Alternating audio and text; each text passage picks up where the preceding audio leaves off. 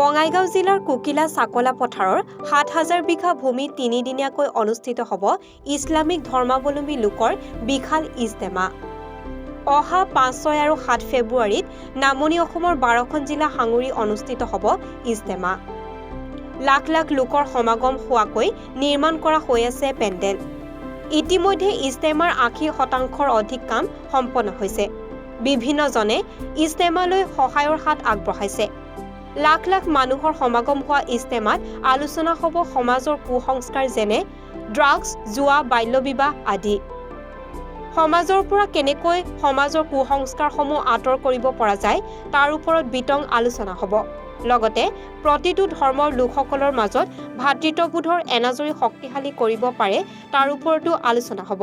১২খন জিলা সামৰি কুকিলাত যি ইজতেমা হ'ব, এই ইজতেমাত কামখন পূৰ্ণগতিত চলি আছে আৰু এই ইজতেমা অৰ্থাৎ ইছলাম ধৰ্মত যিটো শান্তি, সেই শান্তিৰ বাতাবৰণ সৃষ্টি হৈ আছে আৰু বিভিন্ন সম্প্ৰদায়ৰ মাজত কেনেকৈ ভাতৃত্ববোধ সৃষ্টি কৰিব পাৰি। আৰু বিশেষকৈ আমাৰ ইজতেমাথলীৰ পৰা এটা বস্তু আমি মেছেজ দিব খুজিছোঁ, সেইটো হ'ল ড্ৰাগছৰ বিৰুদ্ধে যিটো যুৱ প্ৰজন্মই আকৰ্ষিত হৈছে। আমাৰ ইজতেমাৰ পৰা এটা মেছেজ যাব, যিটো ড্ৰাগছটো কেনেকৈ আমি সমাজৰ পৰা নাইকিয়া কৰিব পাৰি, সেইটো মানে এটা আমি পণ লৈছোঁ এই ইজতেমাৰ পৰা, সেই মেছেজটো দিম। লগতে আমাৰ আছে বাল্যবিবাহটো কেনেকৈ বন্ধ কৰিব পাৰি, এই কাৰ্যটোও এই ইজতেমাথলীৰ পৰা দিম।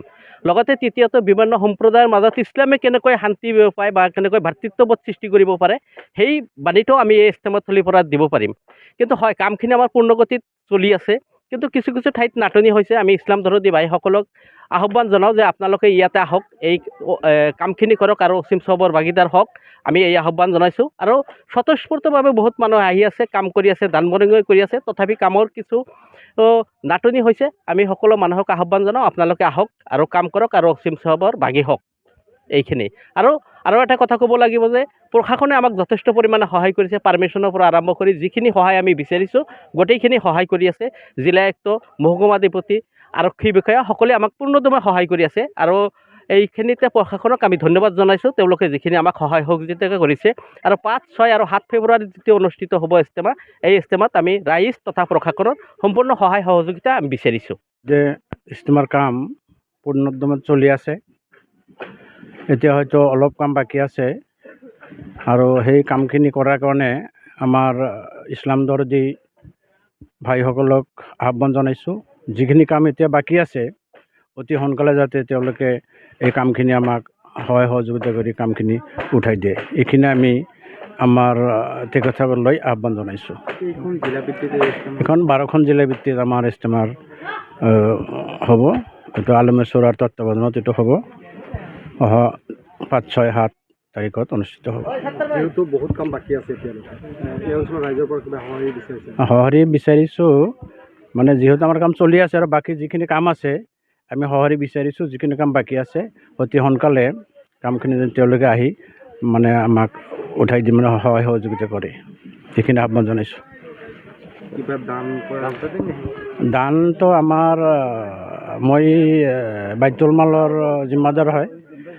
দানৰ ফালৰ পৰা আমি যিখিনি খাদ্য দ্ৰব্য, বিভিন্ন চাউল দালি এইবিলাক পাই আছোঁ আৰু কোনো অসুবিধা হোৱা নাই। আৰু আমি সেইবিলাক অলপ খৰচো কৰি আছোঁ। ৰাইজে কাম কৰি আছে, তেওঁলোকে স্বতন্ত্ৰভাৱে আহি আছে, আমি তেওঁলোকক যিমান দূৰ পাৰোঁ অলপ মানে খোৱা লোৱাৰ ব্যৱস্থা কৰি দি আছোঁ। এতিয়া আমাৰ মেইনলি এতিয়া অলপ মানে শ্বৰ্ট হৈ আছে, অলপ বেছি নহয়, মানে টিউবৱেল আৰু আমাৰ তিৰফল, এইখিনিৰ অলপ নাটনি হৈছে আৰু বাকী আমাৰ চব ঠিকেই আছে। যিখিনি আছে আমাৰ কাম হৈ যাব। কোনোবা যদি দান কৰিব বিচাৰে কেনেকৈ যোগাযোগ কৰিব? দান কৰিব বিচাৰিলে আমাৰতো আছে, আমাৰ কাৰ্যালয় আছে, আমাৰ বাইতুল মালৰ মানে ফোন নম্বৰ দিয়া আছে আৰু সম্পাদকো আছে, তেখেতসকলৰ ফোনপে' দিব পাৰিব।